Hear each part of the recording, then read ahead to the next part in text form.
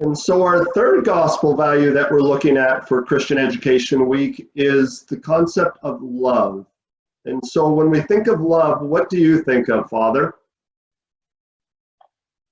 When I think of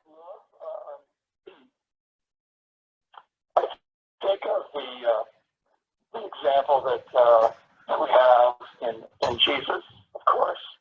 He is the embodiment of love, the human embodiment of love, and how Jesus calls us to be imitators of him in that way.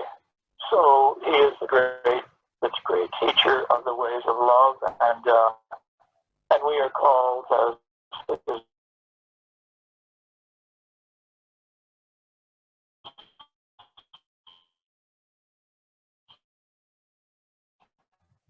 to the love that we celebrate in the Eucharist. Jesus, who gives himself to others, the man for others, as he's called. So that's basically what I see as the essence of love, and what we are called to do as loving people, as people of love, so that our world, our communities, our families become communities and families of love, places of love.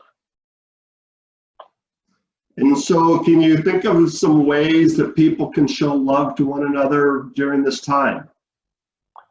Well, again, because we are, confined to our homes pretty much at this time,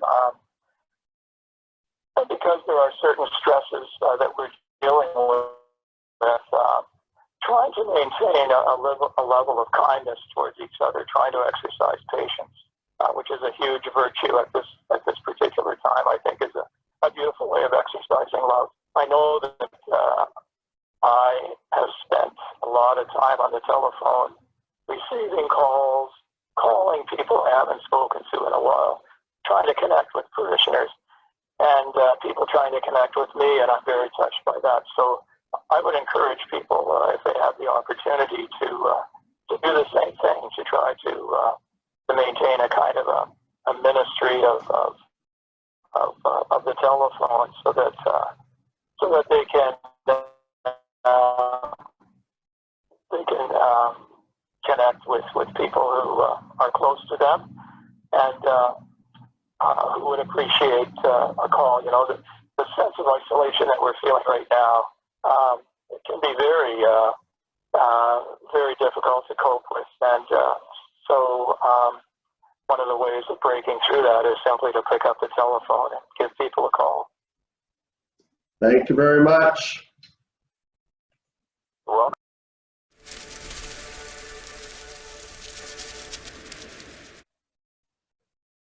And so our fourth gospel value is the value of community. And so when you think of community, Father, what do you think of? Well, right now, I think of the aspect of community and how much I personally am missing seeing the people of the parish and being able to go out and interact with people and visit the kids in the schools and the people in the nursing homes and hospitals and stuff. So I'm really feeling the lack of community right now, and I think as a result of that, when we are finally back together, I'm going to appreciate the community that we have all the more, and hopefully that applies to others as well. Those of you who are watching this, I'm sure you're also experiencing a lack of community when we see people out down in the States and various places sort of protesting the lockdown measures. While we might question the wisdom of releasing or stepping or loosening up on the restrictions, on a positive note, they might simply be saying we need community, we need other people in our lives, and this isolation is really strangling us. So, which is a basic human cry.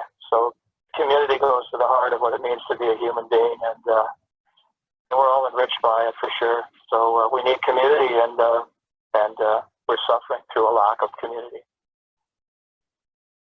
And so during this time, how could people still show that sense of community? Well, as I was saying, with the virtue of love, I think it's important for us to reach out to one another, and maybe even to write letters. I've been on the receiving end of some beautiful little Easter cards and little sort of thinking of you cards, homemade ones made by children. I've been very touched to receive those, and I'm going to keep them, I think, for a long time. It'll be beautiful mementos of this time. So try to be creative in terms of how we can cement the ties of community that we still have. What are those avenues that are still open to us? There's the mail, there's the telephone, there are greetings from afar, from across the road, and that sort of thing.